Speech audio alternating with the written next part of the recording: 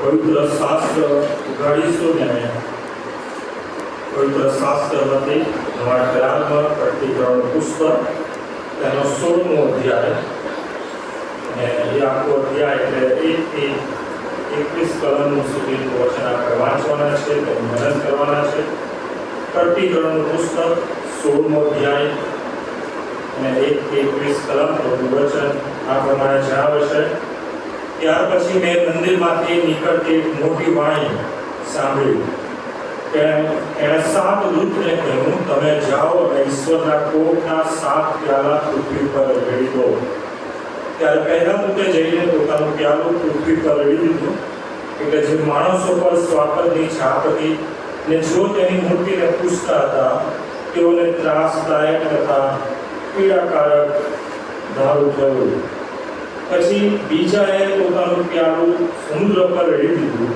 એટલે સમુદ્ર સૌના લોહી જેવો થઈ ગયો અને તેમાં દરેક સજીવ પ્રાણી મરણ પામ્યું. પછી ત્રીજાએ પોતાનું પ્યાલું નદીઓ પર તથા પાણીના જરાઓ પર રેડી દીધું. એટલે તેઓ લોહી થઈ ગયા. ત્યારે પાણીના દૂતને મેં એમ બોલતા સાંભળ્યો, હે પવિત્ર, તમે જે છો ને હતા, તમે ન્યાયી છો, કેમ કે તમે એવા અકલ ન્યાય કર્યો છે. કારણ કે તેઓએ તમારા સંતો તથા પ્રબોધકોનું લોહી વેવડાવ્યું અને તમે તેઓને લોહી પીવાને આપ્યું છે. તેઓ એ માટે લાયક છે. માટે મેં વેદીને એમ કહેતા સાંભળી, હા, એ સર્વશક્તિમાન પ્રભુ ઈશ્વર, તમારા ન્યાયી ચુકાદા સત્ય તથા યથાર્થ છે. પછી ચોથાએ પોતાનું પ્યાલું સૂરજ પર રેડી દીધું. એટલે તેને અગ્નિથી માણસોને ફાડી નાખવાની શક્તિ આપવામાં આવી. માણસો મોટી આંચથી દાઝ્યા અને તેથી જે ઈશ્વરને આ અનર્થ પર અધિકાર છે તેમના નામની તેઓએ નિંદા કરી, પણ તેઓએ પસ્તાવો કર્યો નહીં અને ઈશ્વરને મહિમા આપ્યો નહીં. પછી પાંચમાએ પોતાનું પ્યાલું સ્વાપતના રાજ્ય પર રેડી દીધું.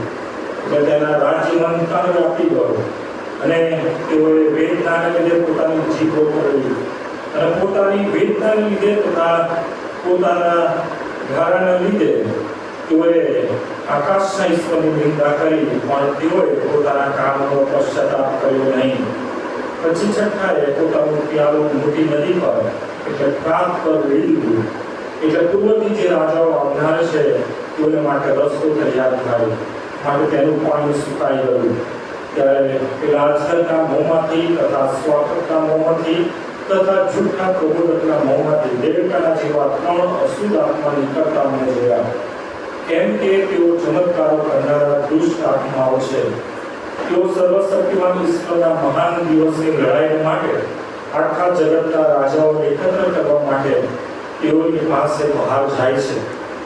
જુઓ, ચોરની જેમ હું આવું છું, જે જાગૃત રહે છે અને પોતાના વસ્ત્ર એવી રીતે સાચવે છે કે પોતાને નગ્ન ચાલવું ન પડે અને પોતાની લાજ ન દેખાય, તેને ધન્ય છે. અને હિબ્રુ ભાષામાં જેને હાર્મગીદોન કહે છે તે સ્થળે તેઓને એકત્ર કર્યા. પછી સાતમાએ પોતાનું પ્યાલું વાતાવરણમાં રેડી દીધું. એટલે સમાપ્ત થયું એમ બોલતી મોટી વાણી મંદિરના રાજ્યસનમાંથી થઈ અને વીજળીઓ, વાણીઓ તથા ગર્જનાઓ થયા. વળી મોટો ધરતીકંપ થયો.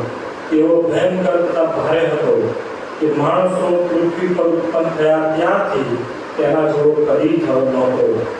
મોટા નગરના 3 ભાગ થઈ ગયા અને રાજ્યોના નગરો પડ્યા.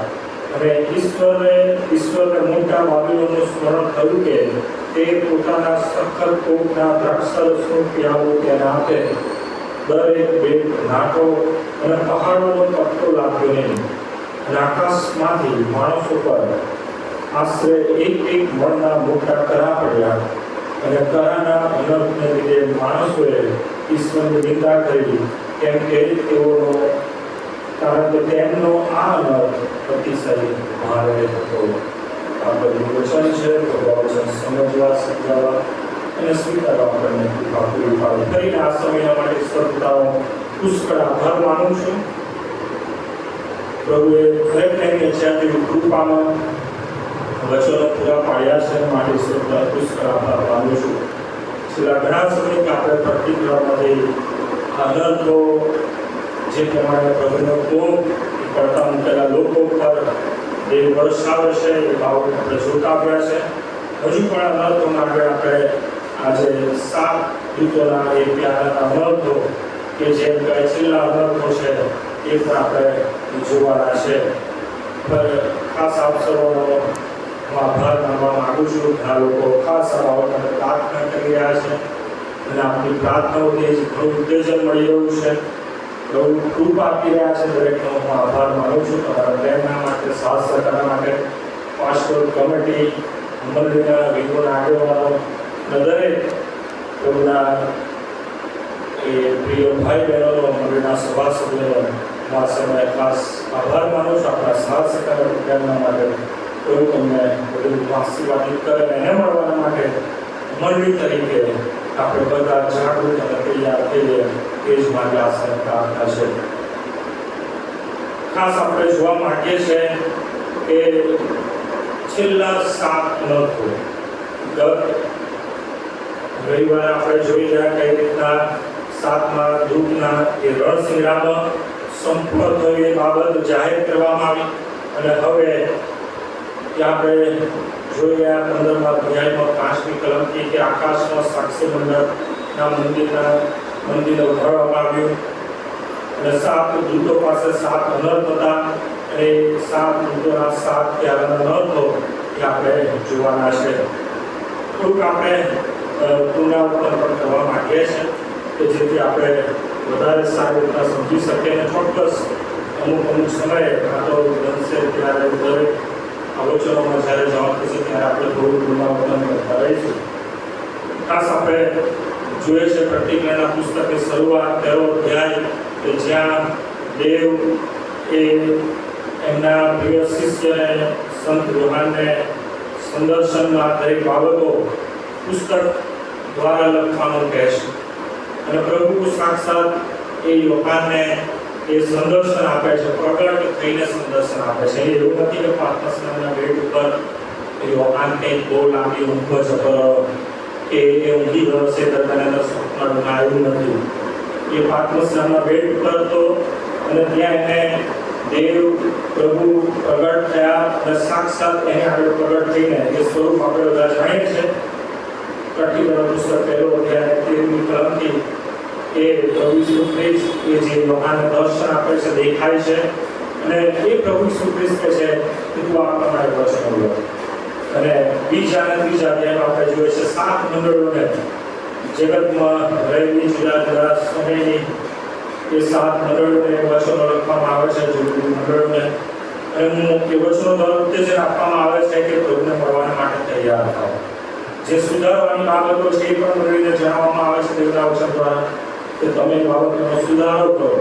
આ તમે પ્રભુના પ્રેમમાં ફરીથી દ્રઢ મજબૂત બનો અને મરણ પર્યંત તમે વિશ્વાસુ રહેવા માટે પોતાની જાતને તૈયાર કરો.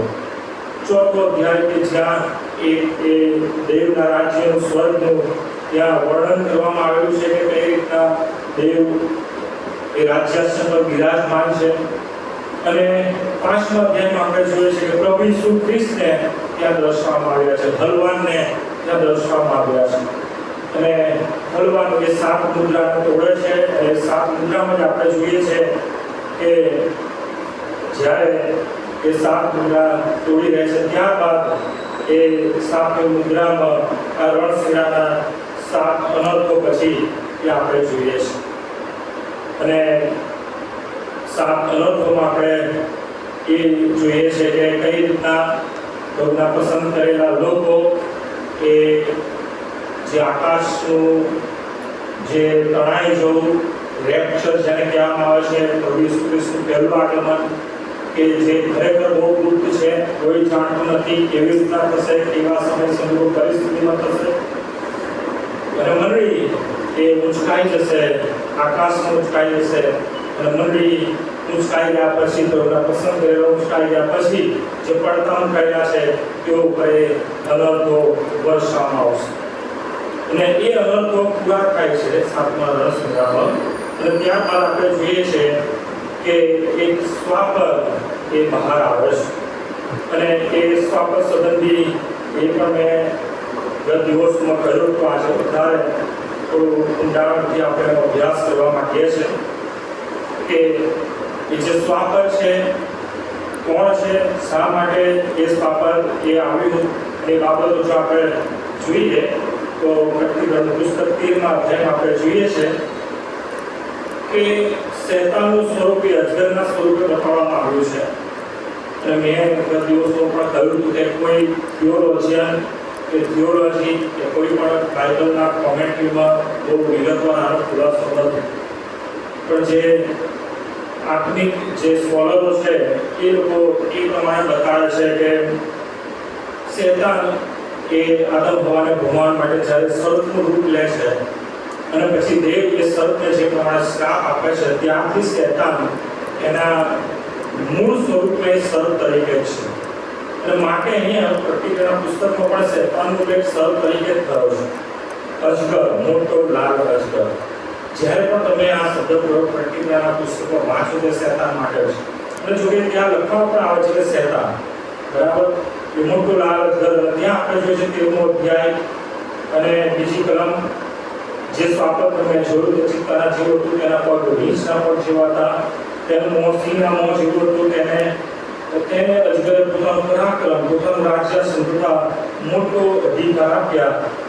મેં તેના માથામાં એક મરણપૂર ઘાયલ થયેલું જોયું, પણ તેનો પ્રાણઘાતક ઘા ઉછાળો અને આખું જગત સ્વાપરને જોઈને આશ્ચર્ય પામ્યું. આ સ્વાપર ક્યાંથી આવ્યું તો એ વિગતવાર આપણે જો જોઈએ તો મારી સાથે ખોલો તમે 17મા અધ્યાયમાં. ત્યાં પણ એક ચિત્ર એક બતાવવામાં આવ્યું છે. ત્યાં પણ સ્વાપરની બાબત છે. આ સ્વાપર એક જ છે, અલગ નથી, બરાબર. જ્યાં પણ સ્વાપર બે પ્રકારના બે સ્વાપરની વાત છે, પણ આ જે સ્વાપર છે એ એક જ છે. તમે એનું વિગતવાર જો વાંચો તો 3જી કલમથી જોઈએ, પ્રકટીકરણ 17 3જી કલમ. પછી તે મને આત્મામાં અરણ્યમાં લઈ ગયો. ત્યાં મેં કિરમજી રંગના સ્વાપર પર એક સ્ત્રી બેઠેલી જોઈ. તે સ્વાપર ઈશ્વર નિંદક નામોથી ભરેલું હતું. તેને 7 માથા તથા 10 શિંગડા હતા. સ્વાપરનું જે રૂપ છે એવું સ્વાપર જે બહાર આવે એના જેવું છે.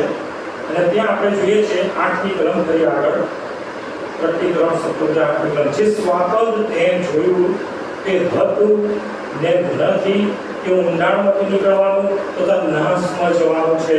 અને પૃથ્વી પર રહેનારાઓ જીવનના નામ સૃષ્ટિના મંડાણથી જીવનના પુસ્તકમાં લખેલા નથી તેઓ જે સ્વાપર હતું ને નથી આવનાર છે તેને જોઈને આશ્ચર્ય પામશે. સ્વાપર માટે પણ આ શબ્દ પ્રયોગ થયો છે.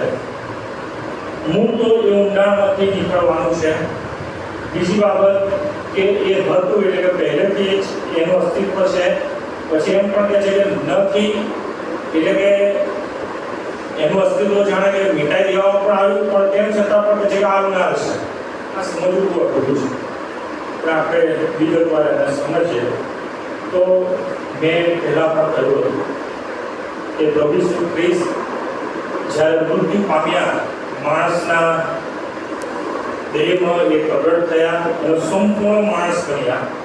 અને જ્યારે મૃત્યુ પામ્યા ત્યારે એ ઊંડાણમાં ગયા, અધસ્થાનમાં ઉતર્યા અને ત્યાં એક રીતના આ સ્વાપરની સાથે એમને લડવા લીધો. શા માટે સ્વાપરની સાથે લડવા છે? આ એક બહુ અગત્યની બાબત છે કે પ્રભુ ઈસુ ખ્રિસ્ત એ દેવ હતા, પણ આપણે જાણીએ છીએ દેવ હતા તેમ છતાં સંપૂર્ણ માણસ બન્યા. અને જે ભવિષ્ય વચન, જે ન્યાયની બાબત, જે ઉત્પત્તિનું પુસ્તકના 3જા અધ્યાયમાં ઉચ્ચારવામાં આવ્યું દેવ દ્વારા કે આ સ્ત્રીનું સંતાન એટલે કે હવાનું સંતાન, અને શૈતાને કહે છે કે તારું માથું છોડશે, તને હરાવશે. અને એટલા માટે થઈને જ્યારે પ્રભુ ઈસુ ખ્રિસ્ત એ માણસ બને છે અને માણસ બનીને હવે મૃત્યુ પામે છે, તો મૃત્યુ પામે છે ત્યાં સુધીનો જે અધિકાર હતો ખરેખર પ્રભુ ઈસુ ખ્રિસ્ત માનવ દેહના આકારને પ્રગટ થયા અને મૃત્યુ પામ્યા ત્યાં સુધી એ અધિકાર ખરેખર શૈતાનનો હતો. એ હાડેસની પૂંછડી શૈતાનની પાસે હતી. અને પ્રભુ ઈસુ ખ્રિસ્ત એ માણસ બન્યા અને માણસ બનીને અધસ્થાનમાં ઉતર્યા. અને એ આપણે જોઈએ પ્રકટીકરણ પુસ્તક 1લો અધ્યાય પ્રભુ ઈસુ ખ્રિસ્ત પોતે એ યોહાનને જે સંદર્શનમાં પ્રગટ થાય છે આ પ્રમાણે કહે છે પ્રભુ ઈસુ ખ્રિસ્ત 31 પહેલો અધ્યાય બાઇબલના વચનોમાંથી જ આપણે જોઈએ છે બરાબર કોઈ એવું ના વિચારતા કે સાહેબ એમના મનથી બોલે છે કે વાર્તા હોય છે એવું નથી બાઇબલ કહે છે શું કહે છે પ્રભુ ઈસુ ખ્રિસ્ત કહે છે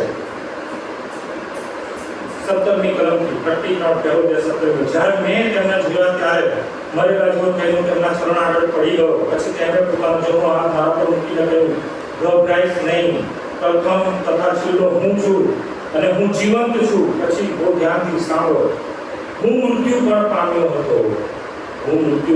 પામ્યો હતો અને જો સદાકાળ જીવતો છું અને મરણ તથા હડેસની ચાવીઓ ઊંચીઓ બીજા શબ્દો મારી પાસે છે પ્રભુ ઈસુ ખ્રિસ્ત અધસ્થાનમાં ગયા માણસ બનીને ગયા અને જે આદમ હવાએ પાપ કર્યું શેતાનના ભૂમામાં આવીને અને દેવે ઓલરેડી એમના માટે ન્યાયની બાબત ઉચ્ચારી હતી જો તમે આ ફળ ખાશો ભલું જાણવું છું તો તમે મળશો મરણ એ માણસની ઉપર હાવી થઈ જાય છે જે આશીર્વાદ દેવમાં આપેલો હતો માણસને કે સફળ થાવ વધો પૃથ્વીને ભરપૂર કરો દરેક બાબતો પર તમે અમલ ચલાવો તેમને કંટ્રોલમાં કરો એ આશીર્વાદ જતો રહે છે કંટ્રોલ કરવાનો અમલ ચલાવવાનો આશીર્વાદ જતો રહે છે અને એ આપણે જાણીએ છીએ કે પાવર ઓથોરિટી શેતાન એ છીનવી લે છે માણસ પાસે ઝૂંટવી લે છે અને મરણ પર અધિકાર થાય અહીંયા આપણે જોઈએ છે કે શેતાનની પાસે હોય છે એ હાડેસની ઊંચીઓ શેતાનની પાસે હોય છે અને જરૂરનું છે જે પ્રમાણે જે વચન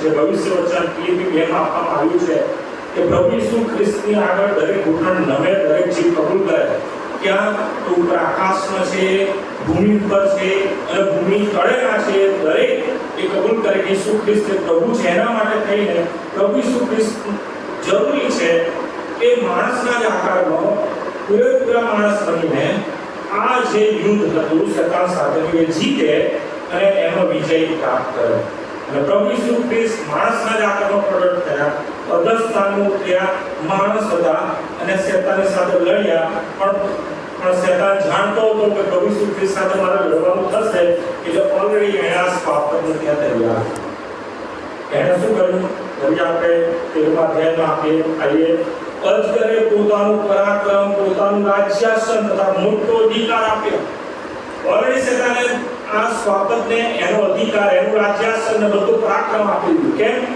કે પ્રભુ ઈસુ ખ્રિસ્ત માણસના આકારમાં પ્રગટ થયા છે માણસના આકારમાં દર્શનમાં આવશે અને જો લડવાનું થાય કેમ શેતાને આવું કર્યું એનું પણ એક કારણ હતું કે ઓલરેડી એ એક લડાઈ હારી ચૂક્યો કઈ હેવનની લડાઈ હારી ચૂક્યો સ્વર્ગમાંની લડાઈ હારી ચૂક્યો અને મિખાએલ અને એના દૂતોએ વિજય થયા હતા શેતાન એના દૂતો હારી ગયા અને ફરિસ્તાન મળ્યું નહીં એટલા માટે થઈને શેતાને એમ કહ્યું કે એટલી જબરજસ્ત બાબતો હું તૈયાર કરું કે માણસ કદી વિજય પ્રાપ્ત કરે નહીં બાઇબલ બહુ સ્પષ્ટ કહે છે માણસોનું તારણ કે માણસોના ઉદ્ધાર એ અશક્ય છે સુવાર્તામાં બહુ સ્પષ્ટ લખ્યું છે કે ઉદ્ધાર તારણ માણસોને માટે અશક્ય છે પણ દેવને સર્વ શક્ય છે અને માટે ત્યાં આપણે જોઈએ છે ફરી કે પ્રભુ ઈસુ ખ્રિસ્ત હવે દાવો કરે છે પ્રકટીકરણ 1 અને 18 પ્રભુ ઈસુ ખ્રિસ્ત કહે છે હું જીવું છું પછી કહે છે હું મૃત્યુ પણ પામ્યો હતો મૃત્યુ પામીને શું થયું કે અધસ્થાનમાં જઈને પછી શું કહે છે જુઓ સદાકાળ જીવતો છું અને મરણ તથા હાડેસની ચાવીઓ હવે મારી પાસે છે એ સ્વાપતની પાસે જે અધિકાર હતો શેતાને જે અધિકાર સ્વાપતને આપ્યો હતો એ લડીને એને હરાવીને પ્રભુ ઈસુ ખ્રિસ્ત જીતી લે છે એ ગુંજો લઈ લે છે હાડેસની એ મરણનો અધિકાર હવે પ્રભુ ઈસુ ખ્રિસ્ત પાસે આવે છે અને 5મા અધ્યાયમાં પ્રકટીકરણ 5મો અધ્યાય જ્યારે અધિકાર સાથે હવે એ સ્વર્ગમાં આકાશના રાજ્યમાં જાય છે અને ત્યાં એમનું સ્વાગત કરવામાં આવે છે આવકાર કરવામાં આવે છે ત્યાં આપણે જોઈએ છે પ્રકટીકરણ 5મો અધ્યાય 5 કલમ ત્યારે વડીલો મારા કે મને કહ્યું તું રડ નહીં જો યહૂદાના કુળનો જે સિંહ છે જે દાઉદનું ફળ છે તે ઓલી ઉઘાડવાને તથા તેની 7 મુદ્રા તોડવાને વિજય થયો છે પ્રભુ ઈસુ ખ્રિસ્ત માણસના આકારમાં પ્રગટ થયા ઉદ્ધારનું તારણનું કાર્ય પરિપૂર્ણ કર્યું અને પછી આકાશમાં ગયા અને એ જ્યારે આકાશમાં જાય છે 5મો અધ્યાય એ બતાડે છે કે કઈ રીતના પ્રભુ ઈસુ ખ્રિસ્ત આકાશમાં હાજર થયા અને એ અધિકાર કયો અધિકાર હાડેસની સત્તાનો અધિકાર, એ મૃત્યુ લઈ લેવાનો, મરણનો અધિકાર એ જય પામીને હવે સ્વર્ગમાં દેવના રાજેશન પાસે જાય છે, ત્યાં એમનો અવતાર કરવામાં આવે છે. અને ત્યાર પછી ત્યાં 13મી કલમ પાછળ 13મી કલમ પ્રમાણે કહે છે, વળી ઉત્પન્ન થયેલું પ્રાણી જે આકાશનો, પૃથ્વી પર, પૃથ્વી નીચે, સમુદ્ર પર જીવોમાંના સર્વને મેં કહેતા સાંભળ્યા, રાજ્યાસન પર જે બેઠેલો છે એને તથા હવાને સ્તુતિ, મહિમા તથા સત્તા સર્વકાળ, દરેક સત્તા હવે દેવની પાસે છે, દરેક અધિકાર એ દેવની પાસે છે. જે શેતાને એ માણસને આપેલો દેવનો અધિકાર, જે આશીર્વાદના રૂપમાં આપેલો, જે પાપના કારણે શેતાને અધિકાર છીનવી લીધો માણસ પાસેથી, એ અધિકાર માણસના કાળમાં પ્રભુ ઈસુ ખ્રિસ્ત પ્રગટ થઈને એ અધસ્થાનનો ફરીથી જીતી લીધો, મેળવી લીધો. અને પ્રભુ ઈસુ ખ્રિસ્ત દાવો કરે છે કે હું મૃત્યુ પામ્યો હતો પણ હું જીવું છું, અને હવે મરણની અને એ હાડેસ કે સત્તા મારી પાસે છે, એ કુંચીઓ મારી પાસે છે. અને સ્વાભાવિક છે કે તો જ એ હાડેસના લોકો એમને પગે પડે, સીધી વસ્તુ છે. જ્યાં સુધી સ્વાપદ હારે નહીં, એ હાડેસનો અધિકાર, મરણનો અધિકાર પ્રભુ ઈસુની પાસે આવે નહીં, ત્યાં સુધી બહુ સીધી અને જે લોજિક છે એ પ્રમાણે કે કોઈ પ્રભુ ઈસુ ખ્રિસ્તને સ્વીકારે નહીં દેવ તરીકે કે રાજા તરીકે કે એમના અધીન થાય. એ અધિકારના લીધે એ ભૂમિ તળેના લોકો પણ પ્રભુ ઈસુ ખ્રિસ્તને પ્રભુ તરીકે, દેવ તરીકે સ્વીકારતા તેમની આગળ ઘૂંટણ કરે છે અને કબૂલ કરશે કે ઈસુ ખ્રિસ્ત પ્રભુ છે. અને શું થાય છે? સ્વાપદ હવે પ્રગટ થયું અને હવે એના ઓરિજિનલ રૂપમાં, એટલે પ્રેક્ટિકલી રૂપમાં, દેખાયવા રૂપમાં એ બહાર આવે છે. કેમ બહાર આવે છે? કારણ કે મંડળી મુક્ત થઈ ગઈ છે. 7 દૂતોના રણસિંગાના એ અનર્થો પડતા મુકાયેલા ઉપર હવે રેડવામાં આવે છે. ત્યાં સુધી પૃથ્વી પર 2 કેટેગરીના લોકો છે. એક કે જે પ્રભુના દેવથી મુદ્રાકિત થયેલા, અને સંખ્યા આપણે જાણીએ છીએ 1,44,000, એ જેરુસલેમમાં કે ઇઝરાયલને પસંદ થયા, અને એ લોકો ત્યાં એ પોતાના એ શહેરમાં છે, પોતાના દેશમાં છે. અને બાકી આખી પૃથ્વી પરના એ પડદા મૂકેલા લોકો પર 7 રણસિંગાના એ અનર્થો રેડવામાં આવે છે, અને એમને એ અનર્થોથી હાનિ પહોંચાડવામાં આવે છે, પીડા આપવામાં આવે છે, દેવની શિક્ષા દેવનો કોપ એમના પર વરસાવવામાં આવે છે. અને એ પૂરો થાય છે. અને શું થાય છે? એ સ્વાપદ બહાર આવે છે. ફરી આપણે પુસ્તક 13મા અધ્યાયમાં એ સ્વાપદ બહાર આવ્યું. 13મો અધ્યાય 3જી કલમ, મેં તેના માથામાં એકદમ મરતો ઘાયલ થયેલો જોયું, પણ તેનો પ્રાણઘાતક ઘા બુઝાયો. શેતાનનું ભમાવાનું છે ને બહુ જબરજસ્ત. અત્યારના શબ્દો તરફમાં હું એમ કહી શકું કે શેતાનનું ભમાવાનું કેવું છે? નેક્સ્ટ લેવલ છે, વિચારી ના શકો નથી. જ્યારે હવે એ 7 અનર્થો પૂરા થશે, પડતા મુકાયેલા લોકો છે, મુદ્રાકિત થઈને 1,44,000 છે, અને અનર્થો પરિપૂર્ણ થાય છે. હવે લોકોને એમ લાગે છે કે ખરેખર પ્રભુ ઈસુ ખ્રિસ્ત એ જ દેવ છે, એ જ રાજા છે, એ જ પ્રભુ છે. અને એવા સમયમાં શેતાન હવે સ્વાપદને બહાર લાવે છે. અને કેમ કે આ જે બાબત છે, જે અત્યારે મેં તમને જણાવી, એ બાબત ત્યારે લોકો ઓલરેડી જાણી ચૂક્યા હશે કે પ્રભુ ઈસુ ખ્રિસ્ત પાસે અધિકાર એમને નથી આવ્યો. પ્રભુ ઈસુ ખ્રિસ્ત ઓલરેડી એ રાજા છે, એ રાજાસન રાજ કરવા માટે એમણે અધિકાર એ જીતીને લીધો છે, શેતાનને હરાવીને લીધો છે. એ શેતાન જે સ્વાપદ કે શેતાને જે અધિકાર રાજાસન આપેલું, એ બધું પ્રભુએ હરાઈને, સ્વાપદને હરાઈને જીતેલું છે.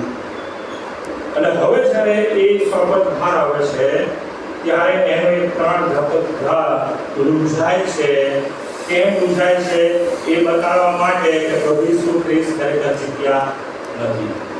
હજી લડાઈ તો બાકી છે. સ્વાપદ તો જીત્યું છે. શેતાન કહે છે કે ભાઈ મારું સ્વાપદ કાં થયું છે?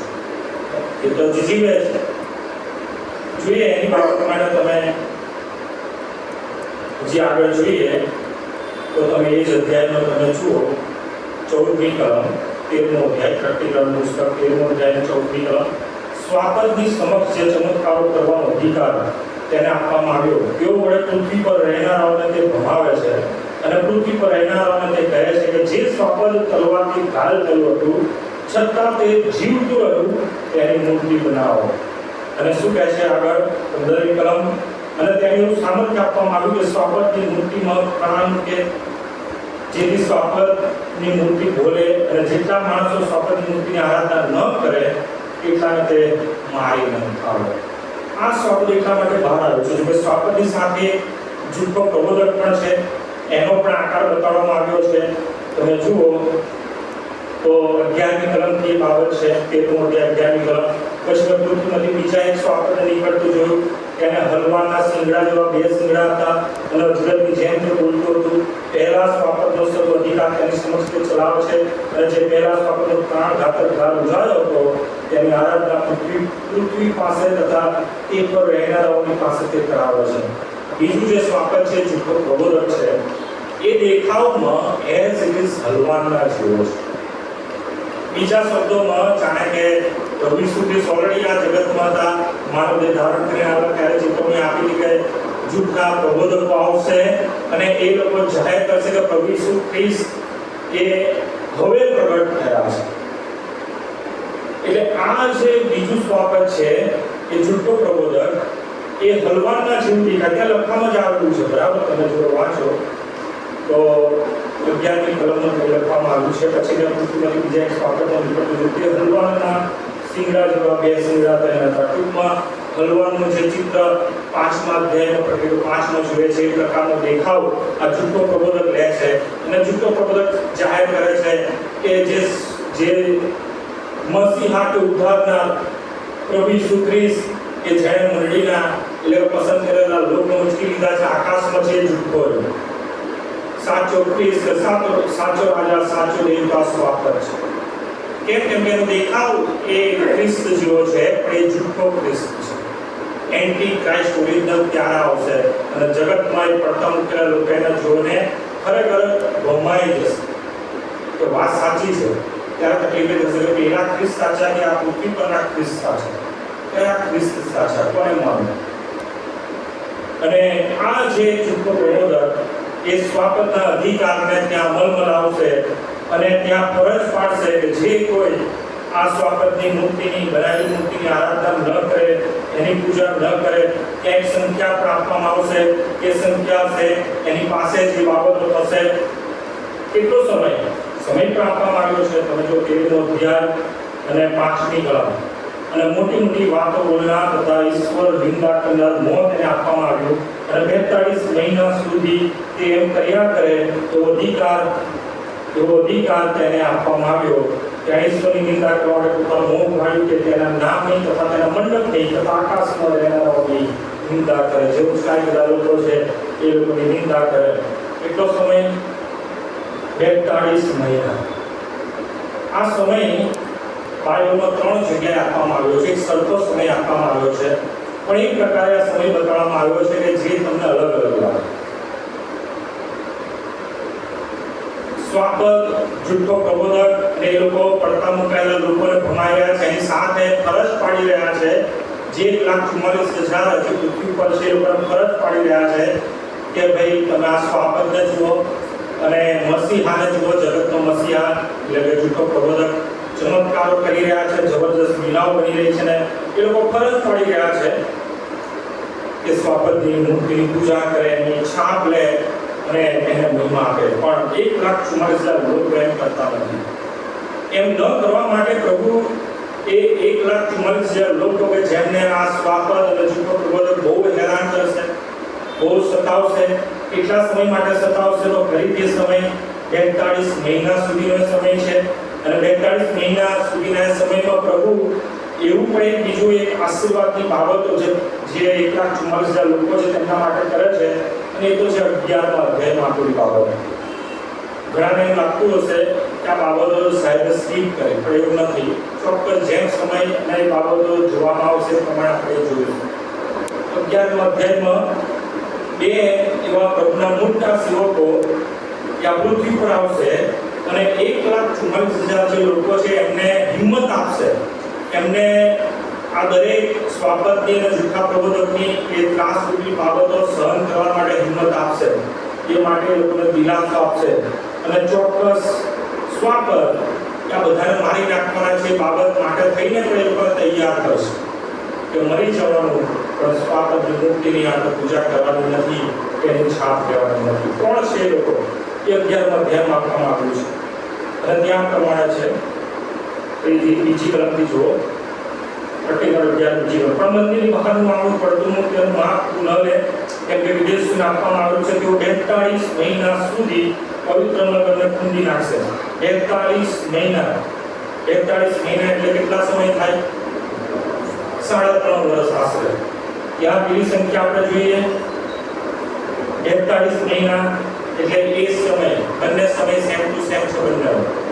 એક બાજુ 42 મહિના સ્વાપદ અને જુપ પ્રબોધક 1,44,000 લોકોને એ ત્રાસ આપી રહ્યા છે. એ લોકોને કેમ પ્રકારે ટોર્ચર કરી રહ્યા છે. બીજી બાજુ 42 મહિના આ બે પ્રભુના સેવકો 1,44,000 લોકોની સુરક્ષા કરી રહ્યા છે. તો વાંચો તો બહુ સ્પષ્ટ લખ્યું છે. ત્રીજી તરફથી વાંચીએ આપણે મારા બે સહિતો એટલે બે સાક્ષીઓ કે જેમણે પ્રભુ દેવને પ્રગટ કર્યા જગતમાં, બે મોટા સાક્ષીઓ ટાટ પહેરીને 1,260 દિવસ સુધી એટલે તમે એના મહિના પાડો સેમ ટુ સેમ 42 મહિના લાવો પ્રબોધ કરે એવો હું તેઓને અધિકાર આપીશ. જૈતુનના જે બે ઝાડ તથા જે બે દેવી પૃથ્વીના ઈશ્વરની સમક્ષ ઉભા રહે છે તેઓ એ છે. અહીંયા નામ આપવામાં આવ્યા નથી. ઘણા લોકો આને લઈને કન્ફ્યુઝન ધરાવે છે કે આ કોણ છે. ચોક્કસ હું પણ નામ નહીં આપું પણ એટલું ચોક્કસ કહીશ, તમને હિન્ટ આપીશ જે આ વચનમાંથી મળે છે. આ બે સેવકો એ સેવકો છે કે જ્યારે પ્રભુ ઈસુ ખ્રિસ્તને વધસ્તંભ પર જડાવવાનું હોય છે ત્યારે આ બે સેવકો પ્રભુ ઈસુની પાસે પણ આવે છે અને પ્રભુ ઈસુ ખ્રિસ્તને હિંમત આપે છે. કેમ કે પ્રભુ ઈસુ ખ્રિસ્તને માણસના આકારમાં જે સહન કરવાનું છે કેવળ માનવીય દુઃખ એટલે કે વધસ્તંભની પીડા જ નહીં પણ અધસ્થાનમાં ઉતરીને પણ જે બાબતો કરવાની છે કે જે ખરેખર અહીંયા બહુ જણાવવામાં આવી નથી બાળકોને. અને એના માટે પ્રભુ ઈસુ ખ્રિસ્તને તૈયાર કરે છે કે બે વ્યક્તિઓ કે જેને બે શિષ્ય જોઈ જાય છે. કેમ કે પ્રભુ આ બે શિષ્યોને સાથે લઈને જાય છે ઊંચા પહાડ અને ત્યાં પ્રભુ ઈસુ ખ્રિસ્તનું રૂપાંતર થાય છે. અને ત્યાં આ બે પ્રભુના સાધનો પ્રગટ થાય છે. પ્રભુ ઈસુને હિંમત આપે છે, પ્રભુને હિંમત આપે. તમે ભલે માણસ છો પણ એટલું ચોક્કસ છે તમે મસીહા છો, આ માણસનો ઉદ્ધાર કરનાર, તમારે જીતવાનું છે, તમારી પાસે અધિકાર છે, શૈતાનનું કશું નહીં ચાલે, સ્વાપદનું કશું નહીં ચાલે, તમારે હિંમત રાખવાની છે. બરાબર આપણે જાણીએ છીએ કોણ પિત્તર કહે છે હું 3 માંડવા બનાવું. સેમ એ જ બાબત છે.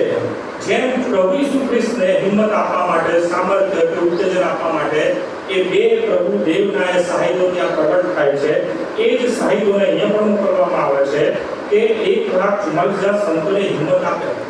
જેમના ઉપર એ સ્વાપદનું ટોર્ચર આવવાનું છે, જૂઠા પ્રબોધકની બાબતો જે ભમાવાની આવવાની છે એમાં ભમાય નહીં, ટોર્ચરથી એ લોકો નાસીપાસ થાય આ બધું સહન કરે. 42 મહિના બંનેનો સમય એક જ છે. પછી શું થશે? પછી આ પ્રમાણે થશે. પહેલા આપણે વાંચીએ સાહિલો કેવી રીતે રક્ષણ કરે છે. 4th કલમ પર્ટિક્યુલર 11 4th કલમ જૈતુનના બે ઝાડ તથા જે બે દેવી પૃથ્વીના ઈશ્વરની સમક્ષ ઉભા રહે છે તેઓ એ જ છે. જો કોઈ તેઓને ઈજા કરવા ચાહે તો તેઓના મોંમાંથી અગ્નિ નીકળે છે ને તે તેઓના શત્રુનો સંહાર કરે છે. અને જો કોઈ તેઓને ઈજા કરવા ચાહે તો તે જ પ્રમાણે તેને માર્યા જવું જોઈએ. તેઓના આકાશ બંધ કરવાની સત્તા છે કે તેઓના પ્રબોધ કરવાના સમયમાં વરસાદ વરસે નહીં અને તેઓને પાણીનું લોહી કરવાની સત્તા છે. અને તેઓ જ્યારે ચાહે ત્યારે પૃથ્વી પર દરેક જાતની આફત લાવે છે. મેં કીધું 3 જગ્યા સમય આપવામાં આવે છે. ત્રીજી જગ્યા કઈ એ આપણા પત્ર 5માં ધ્યાનમાં આપવામાં આવ્યું છે. એલિયાએ પ્રાર્થના કરી અને કેટલા સમય માટે વરસાદ બંધ થયો? 3.5 વર્ષ માટે વરસાદ બંધ. 42 મહિના એ સંખ્યા કાળો સમય લાવો. પણ 42 મહિના ઘણી જગ્યાએ 1,260 દિવસ અને એ પ્રમાણે જુદા જુદા શબ્દો પ્રયોગ કરીને સંખ્યા આપવામાં આવી છે. પણ ત્રણેય સંખ્યા એક જ છે. ત્રણેય સમય એ એક સરખો છે. એલિયાનો સમય ચોક્કસ જુદો હતો પણ આ બે સમય તો એક જ છે કે જ્યારે સાહિલો 1,44,000 સંતોનું રક્ષણ કરે છે, તેઓને હિંમત આપે છે. પછી શું થાય છે? 7મી કલમ જ્યારે તેઓ પર્ટિક્યુલર 11:10 કલમ જ્યારે તેઓ પોતાની સાક્ષી પૂરી કરશે ત્યારે જે સ્વાપદ ઊંડાણમાંથી નીકળે છે તે તેઓની સાથે લડાઈ કરીને તેઓને જીતશે અને તેઓને મારી દેશે. આ બે સાહિલોને મારી નાખશે, સાધકોને મારી નાખશે, એ પણ આપણે જોઈએ. મારી સાથે તમે જુઓ 13મો અધ્યાય, પ્રકટીકરણ 13મો અધ્યાય અને 15મી કલમ. અને તેને એવું સામર્થ્ય આપવામાં આવ્યું, બરાબર, સ્વાપદનું નામ છે. તેને એવું સામર્થ્ય આપવામાં આવ્યું કે તે સ્વાપદની મૂર્તિમાં પ્રાણ મૂકે, જેથી તે સ્વાપદની મૂર્તિ બોલે. અને જેટલા માણસો સ્વાપદની મૂર્તિની આરાધના ન કરે, કોણ આરાધના નહીં કરે, 1,44,000 સંતો, તેઓને તે મારી નાખે. હજુ પણ આગળ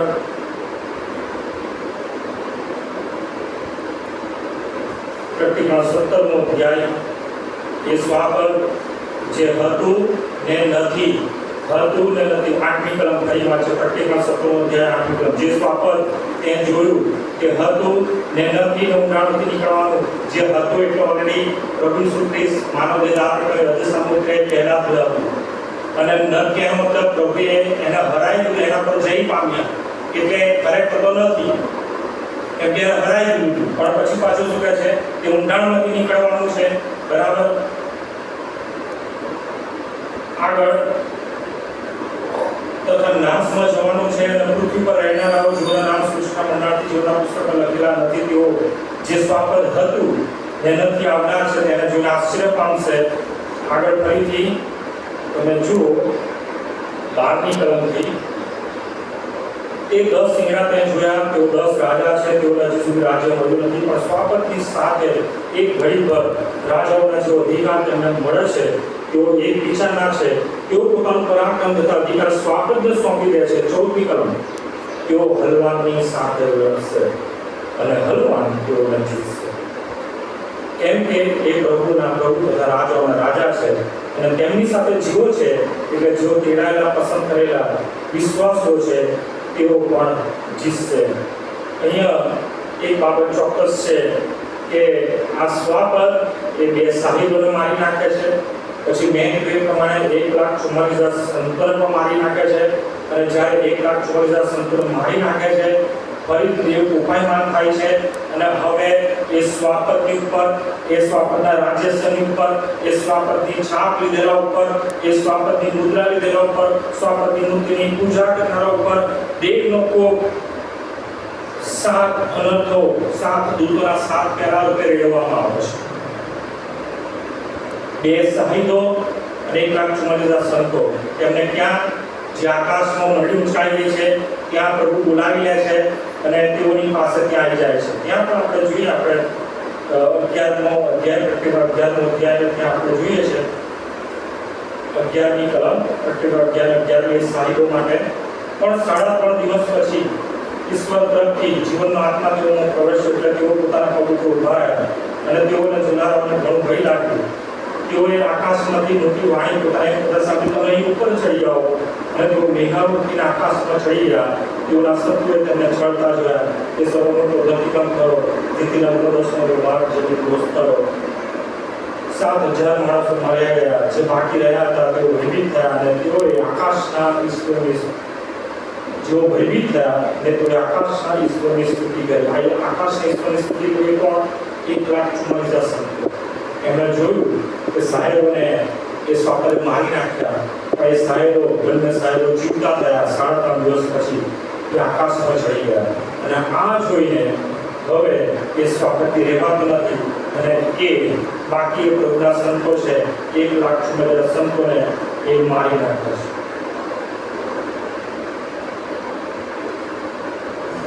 ત્યાં 13મો અધ્યાય આપણે જોઈએ અને ત્યાં એ બાબત વાંચીએ. પ્રકટીકરણ 13મો અધ્યાય અને 7મી કલમ. તેને એવું સામર્થ્ય પણ આપવામાં આવ્યું કે સંતોની સામે લડે અને તેઓને જીતે. વળી દરેક જાતિ તથા પ્રજા તથા ભાષા તથા દેશ પર તેને અધિકાર આપવામાં આવ્યો.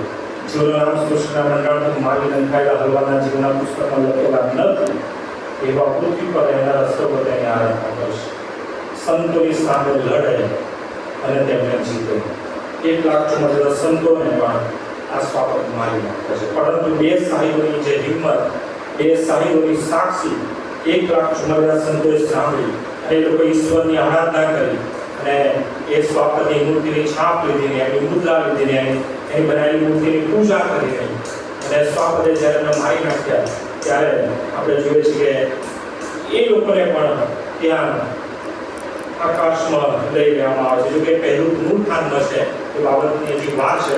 એ લોકોને મારી નાખવામાં આવ્યા છે, પરંતુ એનું પુનરુત્થાન ક્યારે થાય છે એ બાબત આવનારા દિવસોમાં આપણે જોઈશું. પણ અત્યારે આપણે સ્વાપદની બાબત જોઈ રહ્યા છે. ફરી એ સ્વાપદનો પ્રાણઘાતક ઘા ગુજારો અને જે જૂઠો પ્રબોધક છે સ્વાપદને માટે તેને કહે છે પ્રતિક્રમણ 13મો અધ્યાય અને 14મી કલમથી સ્વાપદની સમક્ષ જે ચમત્કારો કરવાનો અધિકાર તેને આપવામાં આવ્યો હતો તેઓ વડે પૃથ્વી પર રહેનારાઓને તે ભમાવે છે અને પૃથ્વી પર રહેનારાઓને તે કહે છે જે સ્વાપદ કરવાથી ઘાયલ થયું હતું. સ્વાપદનું માથું, સ્વાપદને કેટલા માથા છે? 7 માથા છે. એટલે એનું મેન માથું વચ્ચે હશે અને 3 માથા આજુબાજુ હશે. બરાબર? પેલા કહેવાય ને થોડા નાના એવા હશે. પ્રભુએ મેન માથાને જ કચડી નાખ્યું તલવારથી, કેમ કે પ્રભુ ઈસુ ખ્રિસ્તના મોંમાંથી તલવાર નીકળે છે. એ તલવાર ચોક્કસ ત્યાં માર્યું હશે, કચડી ગયા જેવું, ઘાયલ થઈ ગયા જેવું, મરી ગયેલા જેવું એ માથું થઈ ગયું હશે. અને અહીંયા એ પ્રબોધક જાહેર કરે છે જે સ્વાપદના તલવારથી ઘાયલ થયું હતું છતાં તે જીવતું રહ્યું, તેની મૂર્તિ બનાવો. અને શું થાય છે? આપણે આગળ વાંચ્યું એ પ્રમાણે 13મો અધ્યાય અને ત્યાં 3જી કલમ, મેં તેના માથામાં એક મરણનો ઘાયલ થયો જોયું, પણ તેનો પ્રાણઘાતક ઘા ઉજાડ્યો અને આખું જગત સ્વાપદને નાશ કરતા. તો એ સ્વાપદ જીવતું છે. મેં શરૂઆતમાં પણ કીધું છે કે હંમેશા શૈતાન દેવને ચેલેન્જ કરે છે.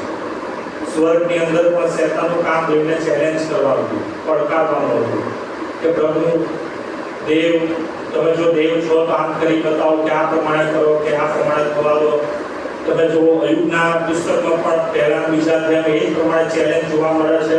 પ્રભુ ઈસુ ખ્રિસ્તનું શૈતાન દ્વારા પરીક્ષણ થાય છે. સુવાર્તામાં પણ આપણે જોઈએ એ જ પ્રકારની ચેલેન્જ જોવા મળે છે. જો તું દેવનો દીકરો હોય તો આ પ્રમાણે કર. અને ત્યાં સૌથી જબરજસ્ત બાબત જે છે આપણે જોઈએ તો પ્રભુ ઈસુ ખ્રિસ્તને કેવા પ્રકારની ઓફર આપે છે શૈતાન. ચોક્કસ શૈતાન જાણતો હતો, શૈતાનને ખબર હતી કે પ્રભુ ઈસુ ખ્રિસ્ત માણસના આકારમાં પ્રગટ થયા છે મને મારવા માટે, મને હરાવવા માટે. અને એટલા માટે જરૂરનું છે કે શૈતાન ગમે તેમ કરીને જીતે એ કોઈ કોશિશ છોડતો નથી. માર્કની સુવાર્તા ના 4થા અધ્યાયમાં, માર્કની સુવાર્તા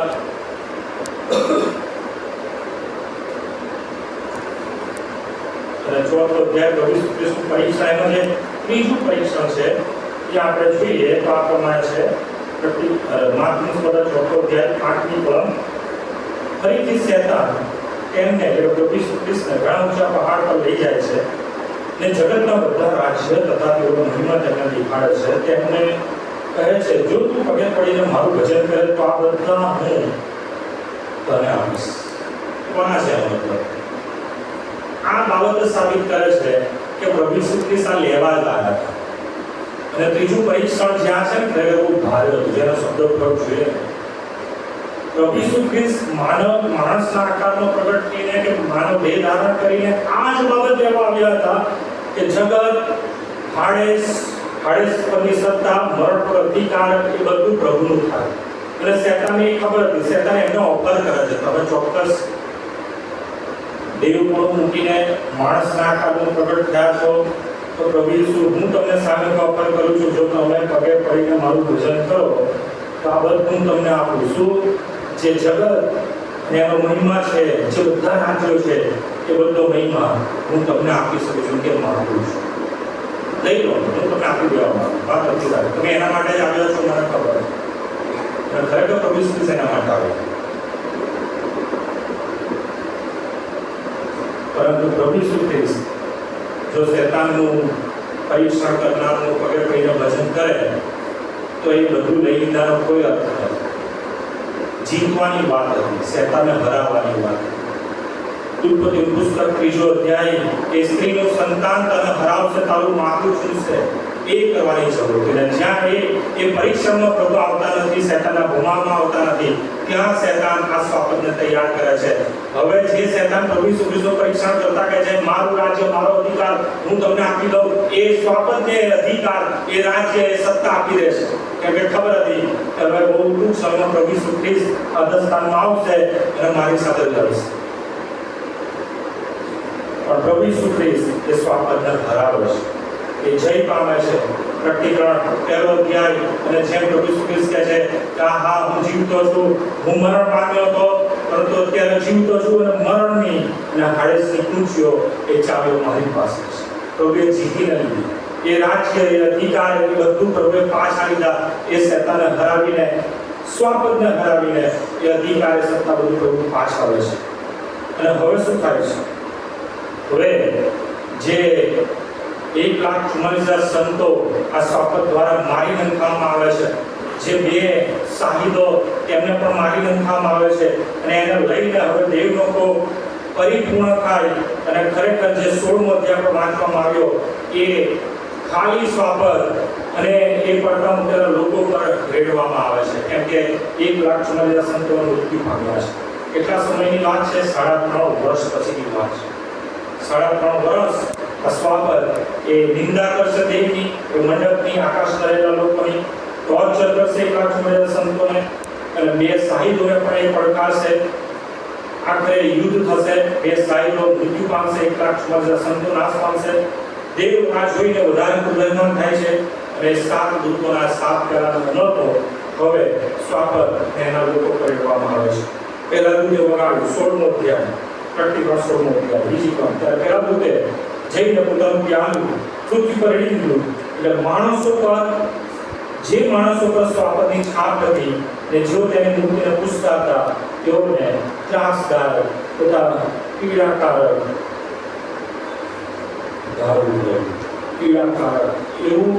એવો ઘા, એવું સેપ્ટિક, એવું ઊંડું કે સાજું ના થાય, ભયંકર પીડા થાય. ચોક્કસ તમને ક્યાંય કોઈ જગ્યાએ વાગ્યું હશે અને એની આજુબાજુની ચામડીને કાઢવામાં આવે તો તમને દુખશે. એ જ પ્રમાણે પ્રભુ હવે એ સ્વાપદની છાપ લેનારા અને મૂર્તિની પૂજા કરનારા લોકો પર હવે અનર્થ લાવે છે. ત્રીજી કલમ. પછી બીજા એક પોતાનું પ્યાલું સમુદ્ર પર રેડી દીધું. સમુદ્ર સૌના લોહી જેવો થયો, આખો સમુદ્ર લોહીનું થઈ ગયો. અને આપણે હવે આ જે 7 પ્યાલાના જે 7 અનર્થો છે એ પરિપૂર્ણતાના અનર્થ, 7 રણસિંહડાના અનર્થ, એ શરૂઆતના અનર્થો. હવે નાશની શરૂઆત દેવ કરે છે અને પ્યાલાના અનર્થો એ દેવ હવે એનો ખૂબ પરિપૂર્ણ કરે છે. કેમ કે દેવ હવે એના સંતોના લોહીનો બદલો, 1,44,000 પસંદ કરેલા લોકોને મારી નાખવાનો બદલો, એ લોકોનું ભેર હવે આ લોકો જોડે વાળે છે. સમુદ્ર આખો લોહી ઉઠી થઈ જાય છે. સમુદ્રના બધા જ પ્રાણીઓ મરણ પામે છે. આખા સમુદ્રના બધા પ્રાણીઓ મરણ પામે છે. ચોથી કલમ. ત્રીજા પોતાનું પ્યાલું નદીઓ પર પાણીના ઝરાવ પર રેડી દીધું. એટલે તેઓ લોહી થઈ ગયા. ત્યારે પાણીના દૂતને એમ બોલતા સાંભળ્યો, હે પવિત્ર, તમે જે છો ને જે હતા આવનાર નથી લગતા. તમે જો હવે પછીનો શબ્દ બોલો, કેમ કે પ્રભુ ઓલરેડી એકવાર પ્રગટ થઈ ગયા છે, આકાશમાં છે. તમે હતા, તમે ન્યાયી છો, કેમ કે તમે એવો જ ન્યાય કર્યો છે. શું ન્યાય કર્યો? સાંભળો ધ્યાનથી. છઠ્ઠી કલમ. કારણ કે તેઓએ તમારા સંતોનું તથા પ્રબોધકોનું લોહી વેવડાવ્યું. 1,44,000 સંતોનું, 2 શાહીદોનું લોહી વેવડાવ્યું અને તમે તેઓને લોહી પીવાને આપ્યું છે. તેઓ એ માટે લાયક છે. ત્યારે મેં વેદીને એમ કહેતા સાંભળી, હા હે સર્વશક્તિમાન પ્રભુ ઈશ્વર, તમારા ન્યાય ચુકાદા સત્ય તથા યથાર્થ છે. આ પ્રભુનો ન્યાય. 8મી કલમ. ચોથાએ પોતાનું પ્યાલું સુરત પર રેડી દીધું. એટલે તેને અગ્નિથી માણસોને પાડી નાખવાની શક્તિ આપવામાં આવી. માણસો મોટી આંખથી ગાંઠ્યા. તેથી જે ઈશ્વરને આનંદનો પર અધિકાર છે, કે જે ઈશ્વરે પ્રભુ ઈસુ ખ્રિસ્તે જીતીને એ અધિકાર લીધો છે, એ અધિકાર છે તેમના નામની તેઓ નિંદા કરી, તેઓ પસ્તાવો કર્યો નહીં અને ઈશ્વરને મહિમા આપ્યો નહીં. 10મી કલમ. 5મા પોતાનું પ્યાલું સ્વાપદના રાજ્યાસન પર રેડી દીધું.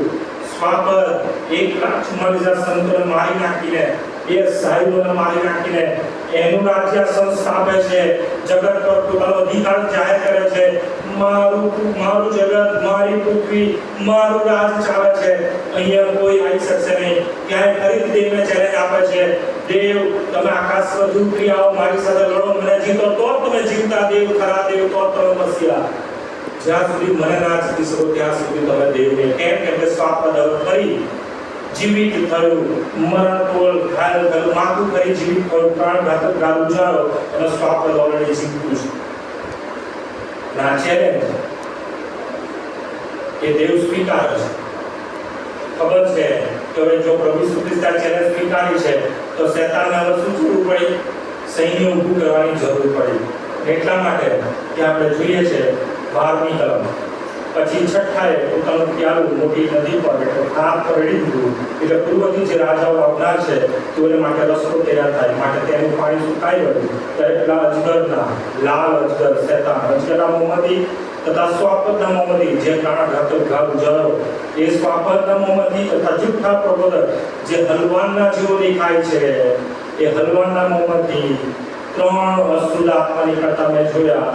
કેમ કે તેઓ ચમત્કારો કરનાર દુષ્ટ આત્માઓ છે. તેઓ સર્વશક્તિમાન ઈશ્વરના મહાન દિવસની લડાઈ માટે આખા જગતના રાજાઓને એકત્ર કરવા માટે તેઓની પાસે બહાર જાય છે. અને 16મી કલમ હિબ્રુ ભાષામાં જેને હરમગીદોન કહે છે, તે સ્થળે તેઓ એકત્ર કરે છે. સ્વાપદે શેતાને જૂઠા પ્રબોધકોએ જૂઠા પ્રબોધકે જે હલવાના જેવું દેખાય છે, દેવને ચેલેન્જ કરે છે, પ્રભુ ઈસુ ખ્રિસ્તને ચેલેન્જ કરે છે. તો શું થાય છે? પ્રભુ ઈસુ ખ્રિસ્તે ચેલેન્જ એક્સેપ્ટ કરે છે અને પછી પ્રભુ ઈસુ ખ્રિસ્ત એ લડાઈ માટે આવે છે. અને ત્યારે તેમનો જે દેખાવ છે એ આપણે આવનારા દિવસોમાં જોઈશું. પ્રકટીકરણ 19મા અધ્યાયમાં 11મી કલમથી આપણે જોઈએ છે કે પ્રભુ ઈસુ ખ્રિસ્ત અને એમની સાથે જે ઉઠાઈ ગયેલા લોકો છે, શ્વેત જુબ્બા પહેરીને, શ્વેત ઘોડા પર ઉજળા તથા શુભ બારીક વસ્ત્રો પહેરીને એ લડાઈના માટે આવે છે અને પ્રભુ આ પહેલું યુદ્ધ જીતી જાય છે. ઘણા લોકોને એમ છે કે હરમગીદોનું યુદ્ધ અને ગોગ માગોગનું યુદ્ધ એક છે, એવું નથી. આ 2 યુદ્ધો અલગ અલગ છે અને બંનેની સમજ આવનારા દિવસોમાં આપણે પ્રભુના વચનોમાંથી જોઈશું. પણ અહીંયા આપણે જોઈએ છે કે પ્રભુ એ કોપરૂપી પ્યાલાના નર્તો સ્વાપદ અને એના રાજ્યાસન પર, એની છાપ લેનારો પર, એની મૂર્તિની પૂજા કરનારો પર એ પરિપૂર્ણ કરે છે.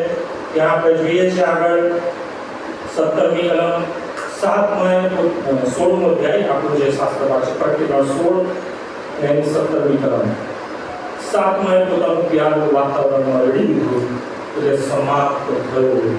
એમ બોલતું મોટી વાણી મંદિરના રાજ્યસનમાંથી થઈ, વીજળીઓ, વાણીઓ, ગર્જનાઓ થયા, મોટો ધરતીકંપ થયો, મોટો તથા ભારે ધરતીકંપ.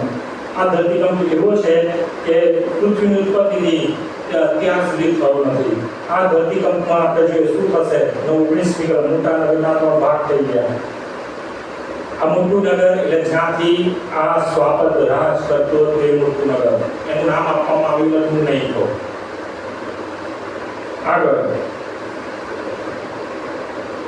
20મી કલમ દરેક બેટ નાખો અને પહાડોનો પત્તો લાગી. આ ધરતીકંપ એટલો ભારે હશે કે જે બેટ હશે ગાયબ થઈ જશે, પહાડો એ સમતલ થઈ જશે. પૃથ્વીની સપાટી એક રીતના ધરતીકંપના કારણે એમ કહેવાય કે પાછી એમ કે સપાટ જેવી થઈ જશે. કેમ કે પૃથ્વી પરના બધા લોકો એક સ્થળે આ જે 3 દુષ્ટ આત્મા જે ભેગા કરવાના છે જે લડાઈ માટે, એ હરમગીદોની જે લડાઈ છે એના માટે પૃથ્વીની સપાટી પર ચાલતા આપણે ભેગા થઈ શકે એના માટે બધા પહાડો એ સમતલ થઈ જાય છે. 20મી કલમ દરેક બેટ નાખો, પહાડોનો પત્તો લાગ્યો નહીં. 21મી કલમ આકાશમાંથી માણસ ઉપર આશરે એક મણના એટલે 20 કેજીના કરા પડ્યા. એ કરાના અનંત લીધે માણસોએ એટલે કે પડતા મુકાયેલા લોકોએ, સ્વાપદની છાપ લીધેલા લોકોએ, સ્વાપદની મૂર્તિની પૂજા કરેલા લોકોએ ઈશ્વરની નિંદા કરી, કેમ કે તેઓનો આ અનર્થ અતિશય ભારે. અને હવે આ અનર્થો પૂરા થયા. સ્વાપદ એ એ શેતાન, જૂઠો પ્રબોધક, શેતાન એટલે લાલચગર, સ્વાપદ એટલે સાપ માથાળું સ્વાપદ, અને જૂઠો પ્રબોધક એટલે હલવાના જેવું પ્રબોધક ચેલેન્જ કરે છે, ગબોધ આઈગર આ તાર કરી અને હર મોટી બની પ્રભુ આપણને જે માટે દોષ છે એ પ્રમાણે આપણે આગળ જોઈશું. પણ વળો આ પ્રભુના વચનો છે. પ્રભુ આપણા માટે જે મહાન ઉદ્ધારનું કાર્ય પરિપૂર્ણ કર્યું એ માણસોના માટે અશક્ય હતું, પણ પ્રભુનું વચન કહે છે દેવને સર્વ શક્ય છે. પ્રભુ દેવ એ માણસના રૂપમાં આવ્યા, માણસ તરીકે આવ્યા, સંપૂર્ણ માણસ બનીને આવ્યા અને શેતાનના પરીક્ષણ ઉપર જઈ પામ્યા, શેતાનની સાથેની લડાઈમાં એ જઈ પામ્યા, શેતાનને હરાવીને જઈ પામ્યા, મરણ ઉપર જઈ પામ્યા. અને એ અધિકાર જે શેતાનનો હતો, આ પૃથ્વી પરનો કે પૃથ્વીના રાજ્ય પરનો અધિકાર, એ હાડેસ પરનો અધિકાર, મરણની સત્તા પરનો અધિકાર, એ બધો અધિકાર પ્રભુ ઈસુ ખ્રિસ્તે માણસના રૂપમાં પ્રગટ થઈને માણસ બનીને એ બધો જીતી લીધો, મેળવી લીધો. અને એના માટે કંઈ આકાશમાં જ્યારે પ્રભુ ઈસુ ખ્રિસ્તને જ્યારે આવકારવામાં આવે છે ત્યારે ત્યાં એમની આગળ બધા જ ઘૂંટણે પડે છે. એ વડીલ એમના મુગટો નાખી દે છે, પ્રાણીઓ એમની આગળ નમી જાય છે, બધા નમી જાય છે અને પ્રભુનો આવકાર કરે છે કે પ્રભુ તમે રાજા છો. આવનાર દિવસોમાં જોઈશું કઈ રીતના આકાશમાં, પૃથ્વી પર અને પૃથ્વી તળેના લોકો એ પ્રભુ ઈસુની આગળ ઘૂંટણે નમશે. દરેક જે કબૂલ કરશે ઈસુ ખ્રિસ્ત એ જ પ્રભુ છે. પ્રભુનો આભાર માનીએ કે પ્રભુ આપણને આવી અત્યાર જેવી કૃપા આપી છે, વચનો સમજવાની, વચનો આધીન થવાની, સ્વીકારવાની, અને આ બધી બાબતો માટે આપણે પણ તૈયાર થઈએ એ માટે પ્રભુ એક પ્રકારે ખુલાસા ભાવ એના સેવકો દ્વારા જાહેર કરે છે. આમાં કોઈ જાતની ટીકા નથી. પ્રભુના વચનો આપણી સામે છે, એ જ વાંચીને આપણે સમજવાના છે, સ્વીકારવાના છે. અને જો એ પ્રમાણે આપણે પ્રભુની આધીનતામાં આવીએ છીએ ત્યારે ચોક્કસ આપણને પ્રભુ આશીર્વાદ આપશે. શાબાશ, સારા બધા વિશ્વાસ છે. શેતાનના ગુમામાં મહેરબાની કરીને પ્રભુ પરનો એ પ્રેમ ફરીથી જ્યાંથી પડ્યા છે ત્યાંથી આપણે કંઈ ઉભા થઈએ, પ્રભુના પ્રેમમાં વધુ દ્રઢ મજબૂત થઈએ અને પ્રભુ પરના વિશ્વાસમાં વધુ દ્રઢ મજબૂત થઈએ. મરણ પર્યંતનો વિશ્વાસ પ્રભુ માગે છે, એના માટે થઈને આપણે તૈયાર થઈએ. આવો આ સમયે આપણે ભજન